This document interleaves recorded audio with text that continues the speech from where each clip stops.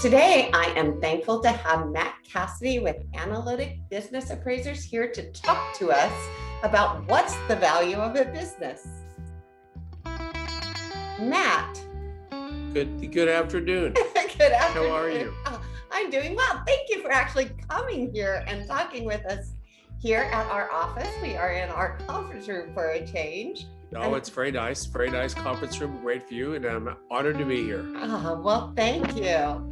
So, is it true that the value of a business actually depends on why it's being valued? Why? This is always the question, is why? Why are you doing this appraiser? What is the purpose of the appraisal? You can have an appraisal for a minority interest.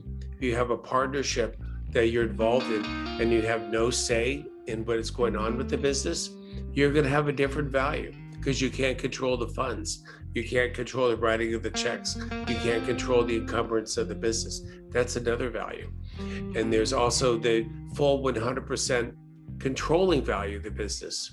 And that's everything. That's a different value. And then you'd have for a minority.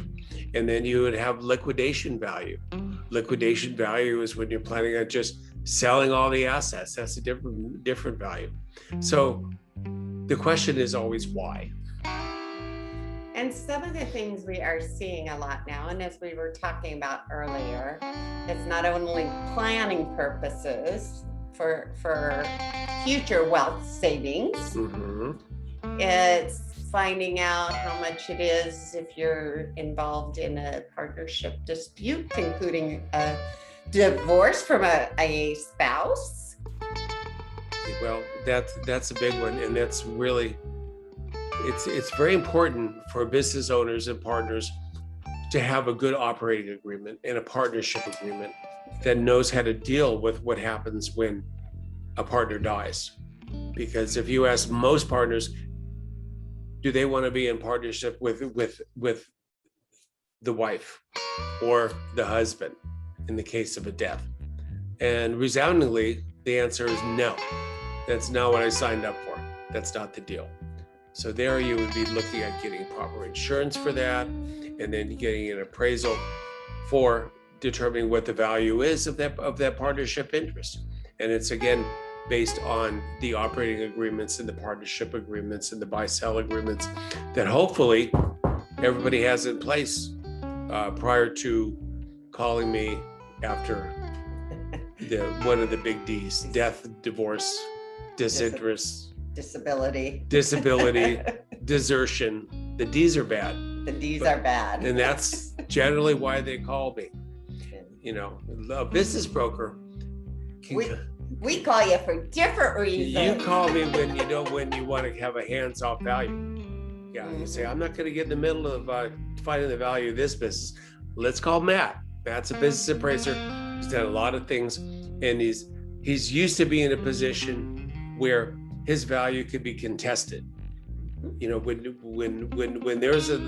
they look like they're going to be going to court for the value of the business broker doesn't want to do it. Let's call a business appraiser and get a certified business appraisal who can stand in the court and defend why he has or she has come up with the value for the business. And that is true. And most business brokers only value it for one purpose only, is liquidation or selling to a third party. Any of the other reasons we mentioned beforehand should always go to a appraiser, valuation expert, something that's certified for a court of law. Certified. And you've got to have experience, and you have to have courtroom experience, and all of these things. They could throw out somebody that's not qualified in court by what's called the Dahlberg challenge. That's where they look at your skills and your ability and your track record. Mm-hmm. And the other side could say, Your Honor, I would like to invoke a Dahlberg challenge on this appraiser's skill and history. And then they'll put your appraiser on trial, if you will, for his ability. And getting thrown out, it's heavy on the shame. You don't want that to happen. And it has never happened to me because I have the education, the background, the history, and experience. So it's heavy on the shame. Is there a liability issue, financial, that therein lies? There can be for the appraiser, actually. There can, yes, there can. You can be in trouble for trying to be who you're not. If you're doing an IRS gift return or estate return, and they deem it malfeasance on the part of the appraiser, there's very heavy fines. I believe they're north of $200,000 for fixing an IRS appraisal. And how many times do you get $200,000 to do an appraisal? You don't, by the way. And I don't care what you put on your engagement agreement as far as a stop on liability. This is coming from the IRS, and they're going to get their money. That they will.